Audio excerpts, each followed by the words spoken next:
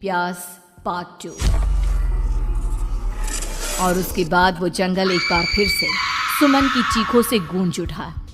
लेकिन अगर वहां पर कोई मौजूद था तो बस हरिया, जो कि अब एक भेड़िए में बदल चुका था। सुमन के बालों को पकड़कर घसीटते हुए वो जंगल के बीचों बीच एक जगह पर ले जा रहा था। अगली सुबह गांव में। अरे भाई, पता नहीं क्या बात है, अपने गांव का हरिया किसान और उसकी पत्नी सुमन दोनों गायब हैं। दोनों का कोई अता पता नहीं। अरे कैसी बातें कर रहे हो भाई, ये कब हुआ है? अरे पूरे गांव में खबर फैली पड़ी है। कल रात को दोनों खेत की तरफ जा रहे थे, लेकिन लौटकर आए ही नहीं। तो हो सकता है अपने खेत पर होंगे। पूरा गांव ढूंढ कर आया है भाई। जानते हो क्या मिला वहाँ पर? क्या हुआ भाई, क्या मिला? बताओ हमें क्या मिला। अरे हरिया की पत्नी सुमन के कपड़े पड़े हुए थे। शरीर का एक एक कपड़ा फटा हुआ झोपड़ी के बाहर पड़ा था, लेकिन दोनों पति पत्नी का कोई पता ठिकाना नहीं था। अरे भाई, लेकिन उसका जो दोस्त है ना रामू किसान, उससे पता करके आते हैं ना। अब तक तो दोनों साथ ही खेत पर जाया करते थे। हाँ, हमें उसके घर जाना चाहिए भाई। चलो वहाँ चलते हैं, चलो। वो सारे लोग रामू के घर पर पहुंचते हैं। रामू अपने घर के बाहर बैठकर हुक्का पी रहा था। आज सारे के सारे लोग टोली बनाकर मेरे घर क्यों आ रहे हैं? क्या कोई मर गया क्या भाई? अरे कैसी बातें कर रहे हो? तुम्हारा सबसे अच्छा दोस्त हरिया और उसकी पत्नी गायब है और तुम यहाँ बैठकर हुक्का पिए जा रहे हो हैं? रामू ने अजीब सी नजरों से उन सब गांव वालों की तरफ देखा, जिसकी वजह से वो लोग एक बार के लिए डर गए। गायब है? अरे गायब नहीं है, मुक्ति मिल गई है। उन दोनों को मुक्ति मिली है। इस दुनिया में आकर हर इंसान पाप करता है और उसे उसके पापों के लिए मुक्ति मिलना बहुत जरूरी है। अरे ये कैसी बहकी बहकी बातें कर रहे हो भाई, हैं? और इसका चेहरा अजीब सा क्यों लग रहा है? लगता है दोस्त के मरने का गम बैठ गया है। पागल हो गया है शायद ये पागल। ये बात सुनते ही रामू चीख कर जोर से चिल्लाते हुए कहता है, पागल मैं नहीं हूँ, पागल तुम सब हो। और ये शैतानी जंगल अब तुम में से किसी को नहीं छोड़ने वाला, सबको खा जाएगा। याद रखना मेरी बात। ए शैतानी जंगल? कैसा शैतानी जंगल? लगता है रामू पागल हो चुका है। हमें यहाँ से चलना चाहिए भाई। चलो। तभी रामू की पत्नी बाहर आती है। नहीं, आप लोग इनकी बात का बुरा मत मानिए। 2 दिन पहले हरिया के साथ खेत पर गए थे। जब से वहाँ से आए हैं तब से ऐसी ही बातें कर रहे हैं। भगवान जाने ऐसा क्या देख लिया उन्होंने, खेत में कुछ भी बड़बड़ाते रहते हैं। लेकिन गांव के लोगों ने कमला की कोई बात नहीं सुनी और वो सब वहां से चले गए। रात अब धीरे धीरे ढलने लगी थी। तभी अचानक किसी ने धीमी सी आवाज में रामू को पुकारा। रामू, आ जाओ, मैं तुम्हारा इंतजार कर रहा हूँ। और सुनो, अपनी पत्नी को साथ लेकर आना, नहीं तो काम अधूरा रह जाएगा। ये आवाज़ सुनते ही रामू के चेहरे पे शैतानी मुस्कुराहट छा जाती है। वो धीमे कदमों से अपने घर के अंदर आता है। क्या हुआ? तबीयत ठीक है ना अब आपकी? मैं तुझे अपने साथ खेत पर ले जाने आया हूँ, चल।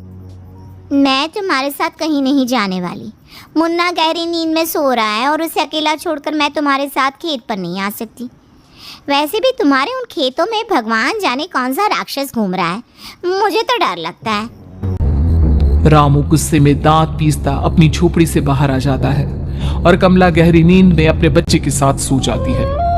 तभी अचानक रात को रामू की झोपड़ी के ऊपर एक साया वही गाना गुनगुनाते हुए घूमने लगता है जो हरिया के मोबाइल में बजा करता था।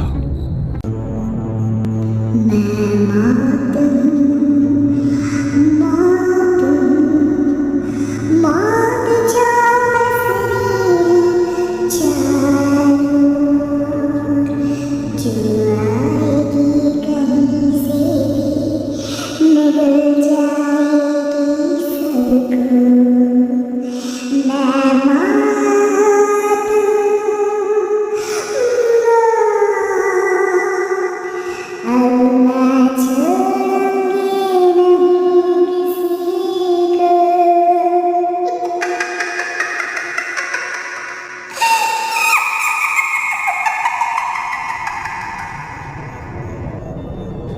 आवाज सुनकर रामू की पत्नी कमला की आंख खुलती है और वो देखती है कि उसका मुन्ना अपनी जगह से गायब था। कमला चीखते हुए बाहर दौड़ कर आती है। वहां पर उसने देखा कि रामू ने अपने बच्चे को झोपड़ी के बाहर एक पेड़ से उल्टा लटकाया हुआ था और उसका बच्चा चीख चीख कर रो रहा था। वहीं दूसरी तरफ एक साया बच्चे के ठीक नीचे आग जलाकर उसके चारों तरफ हैवानों की तरफ नाच रहा था। छोड़ दो मेरे बच्चे को। अरे क्या कर रहे हो तुम? शर्म नहीं आती तुम्हें अपने ही बच्चे को इस तरह मौत के हवाले करते हुए? अपना बच्चा? किसने कहा ये मेरा बच्चा है? अरे ये तो उस रामू की औलाद है, इस गांव के किसान रामू की, और मेरी दुश्मनी इस गांव के हर इंसान के साथ है। क्या?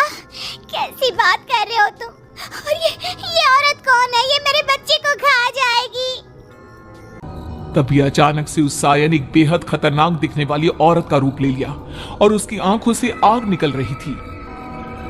सही पहचाना तूने। मैं तेरे बच्चे को खा जाऊंगी। अगर तू अपनी इस हैवान की रामू के साथ जंगल नहीं आई, तो मैं तेरे बच्चे को खा जाऊंगी। लेकिन क्यों? आखिर क्या चाहते हो तुम मुझसे? मुझे जंगल क्यों ले जाना चाहती हो? औरत बुरी तरह से ठहाके मार मार कर जोर जोर से हंसने लगी और साथ में रामू भी। ये तो तुझे वहाँ चलने के बाद ही पता चलेगा ना। अगर तू नहीं आई तो थोड़ी देर में तेरा ये बच्चा आग में जलकर मर जाएगा। चल जल्दी। नहीं, मेरे बच्चे को छोड़ दो। तुम जहाँ कहोगे मैं तुम्हारे साथ चलने के लिए तैयार हूँ। और उसके बाद उस बच्चे को झोपड़ी में लिटाकर आगे आगे वो साया चल रहा था और उसके पीछे पीछे रामू अपनी पत्नी के बाल पकड़कर उसे घसीटते हुए जंगल की तरफ ले गया। जंगल में जाने के बाद कितनी खूबसूरत हो तुम। आज की रात बस तुम और मैं एक दूसरे के साथ रहेंगे। मुझे तुमसे बहुत डर लग रहा है। तुम्हें क्या हो गया है? तुम तो बिल्कुल ठीक थे। वो होगा जो हमारे बीच होना चाहिए। तो आओ आओ अपने आप को मेरे हवाले कर दो। कमला ने डर की वजह से अपनी दोनों आंखें कसकर बंद कर ली थी। रामू ने बुरी तरह से चीख कर कमला से कहा, आंखें खोलो अपनी और मेरी तरफ देखो। कमला ने जैसे ही अपनी आंखें खोली उसने देखा कि रामू एक खतरनाक खूनी हैवान में बदल चुका था। कौन हो तुम? जाने दो मुझे। क्या चाहते हो मुझसे? वही जो एक आदमी एक औरत से चाहता है। मैं तुम्हारा पति रामू नहीं, बल्कि इस जंगल का एक भेड़िया हूँ, और आज की रात तुम्हारे खून से अपनी प्यास बुझा जाऊं। और उसके बाद वो जंगल कमला की दर्दनाक चीखों से गूंज उठा। अगली सुबह कमला के कपड़े भी जंगल में उसी तरह पाए गए जैसे कि सुमन के पाए गए थे। इस घटना के बाद पूरे गांव में दहशत का माहौल था। अपने माँ बाप की मौत और गांव में हो रहे इस तरह की घटनाओं की खबर सुनकर किशन शहर से गांव लौट आया था।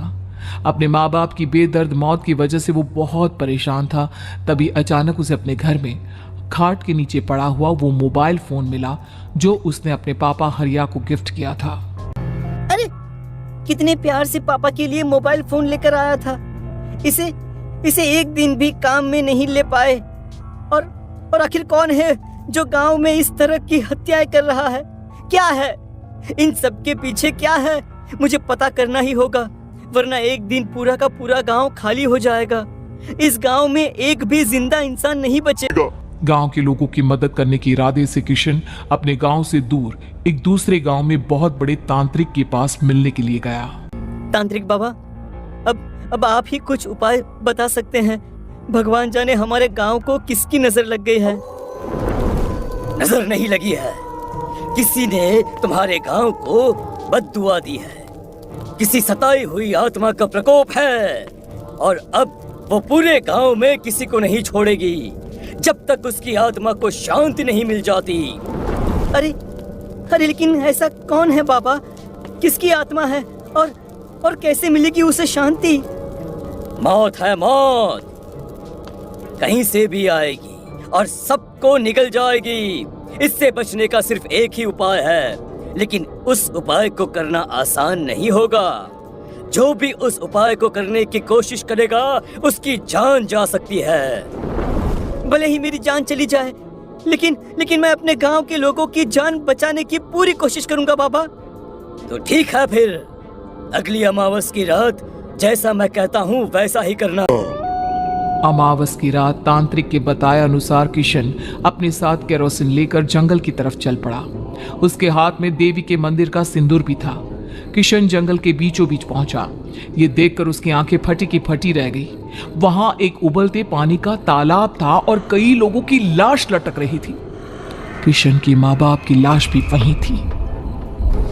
माँ, बापू, क्या हो गया? ये क्या हो गया? तभी वहां पर एक औरत और आदमी आते हैं। उन्हें देखकर किशन चौंक जाता है। गोपाल काका, आपकी तो 5 साल पहले मौत हो गई थी। और निर्मला काकी, आप? मौत तो हो गई थी, लेकिन तुम ये नहीं जानते कि हमारी मौत कैसे हुई थी। क्या कहना चाहते हैं आप?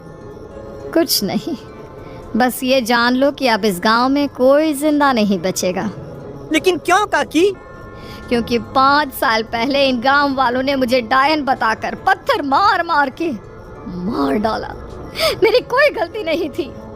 गांव का एक बच्चा क्या लापता हुआ, सारा इल्जाम मेरी पत्नी पे डाल दिया। और जब मैंने निर्मला की जान बचाने की कोशिश की तो मुझे भी मार डाला। आपके साथ ये बहुत गलत हुआ काकी, लेकिन आप जो कर रहे हैं वो भी सही नहीं है ना। तुम यहाँ से चले जाओ वरना तुम भी नहीं बचोगे। हमारी आत्मा पिछले 5 साल से मुक्ति के लिए भटक रही है। चले जाओ यहाँ से। मौका देखकर किशन सिंदूर उन दोनों के ऊपर डाल देता है। उनका शरीर जलने लगता है और वो भयानक तरीके से चिल्लाने लगते हैं। अगले ही पल किशन उनके ऊपर केरोसिन डाल देता है और वो दोनों जल जाते हैं। किशन अपने माँ बाप और दूसरी लाशों का अंतिम संस्कार करवाता है और अपने घर लौट आता है।